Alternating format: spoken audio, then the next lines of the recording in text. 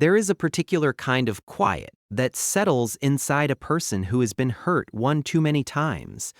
It is not the peaceful quiet of rest. It is the careful quiet of someone who has learned through experience that feeling too much comes at a cost. If you have ever caught yourself going through the motions of a relationship, romantic, friendship, or family, and wondered why you felt strangely hollow inside, why you could not fully connect even when you wanted to, even when part of you was desperate to, this is for you.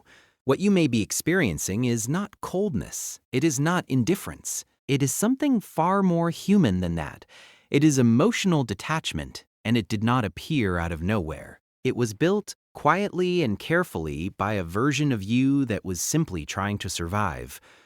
To understand emotional detachment, you have to first understand what it is protecting you from. The human emotional system is not designed to absorb unlimited amounts of pain without responding. When you experience betrayal, abandonment, repeated disappointment, or emotional neglect, especially across multiple relationships and multiple stages of your life, your nervous system begins to adapt. Psychologists describe this process as a form of emotional numbing, a defense mechanism rooted in the same instincts that cause physical pain receptors to dull after prolonged exposure to a stimulus. In simpler terms, your mind learned that caring deeply leads to being hurt deeply, and so it began building walls, not because you are broken, but because you are remarkably painfully human. This pattern often traces back further than people expect. For many, the roots of emotional detachment stretch back to childhood, to moments where emotional vulnerability was met not with comfort, but with dismissal, criticism, or unpredictability. Perhaps you grew up in a home where expressing emotion felt unsafe. Perhaps you reached out for connection and were ignored, ridiculed, or made to feel like a burden. Perhaps the people who were supposed to be your safe harbor turned out to be the source of the storm. When a child experiences this repeatedly, they draw a very logical conclusion. If I stop needing, I stop hurting. If I stop feeling, I stop being disappointed. The emotional withdrawal that begins here does not announce itself. It simply becomes part of how you exist in the world. And then adulthood arrives, carrying with it new relationships and new opportunities to be hurt. A friendship that ended without explanation. A partner who promised to stay and then left. A colleague who betrayed your trust in a moment of vulnerability. Each experience does not just cause pain in isolation, it confirms a belief that was already quietly forming. That people cannot be trusted, that closeness leads to loss, and that the only way to protect yourself is to keep a careful, invisible distance between who you really are and what you allow others to see. Over time, this distance becomes automatic. You do not even realize you are doing it anymore. What does this actually look like in daily life?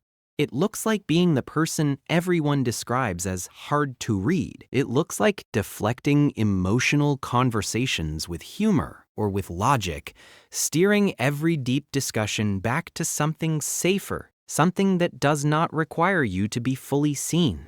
It looks like pulling away right at the moment when a relationship starts to feel genuinely close, not because you do not want closeness, but because closeness has historically been the moment, right before the fall. It looks like telling yourself you are simply independent or private, when underneath that language is a carefully maintained fortress.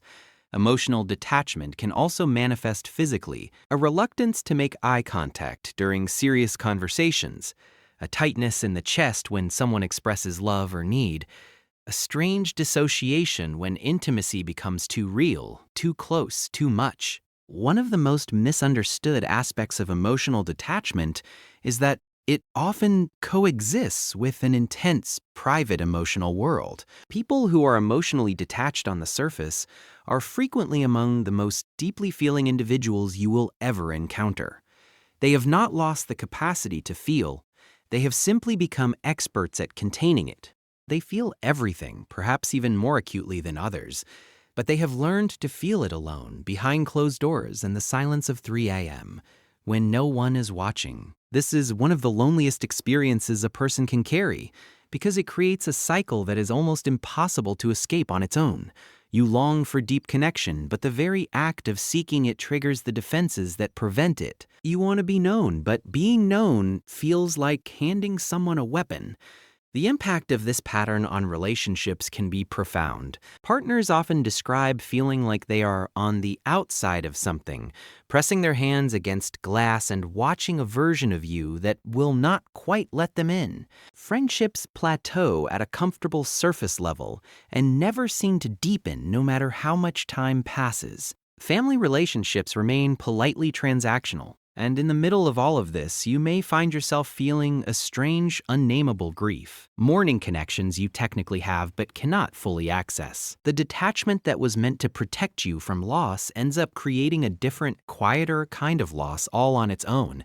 It is also worth naming something that rarely gets discussed. Emotional detachment can become a form of control. When you do not let yourself fully invest, you cannot be fully devastated.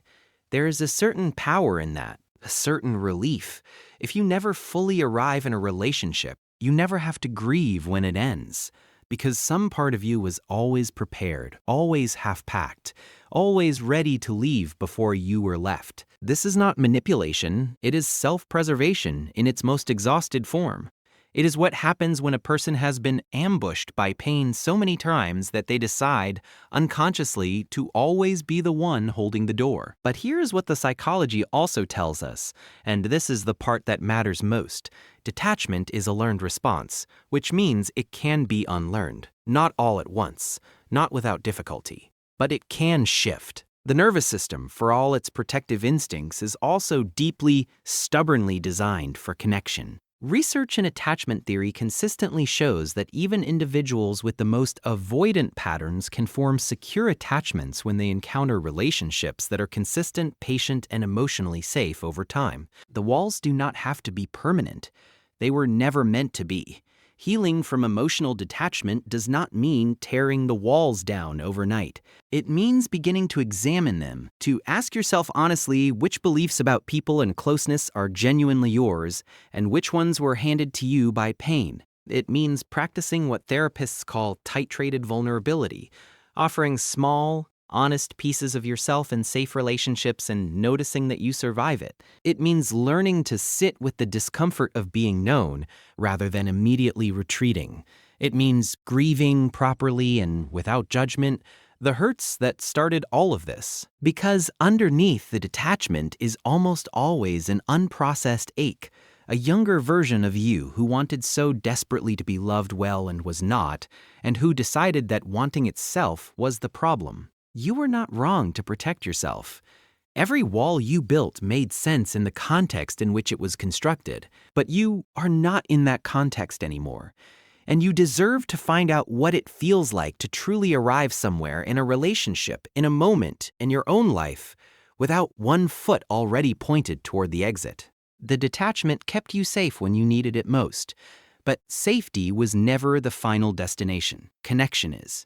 And that is still possible for you. It has always been possible. You just needed someone to remind you that the door you have been guarding so carefully, it opens from the inside.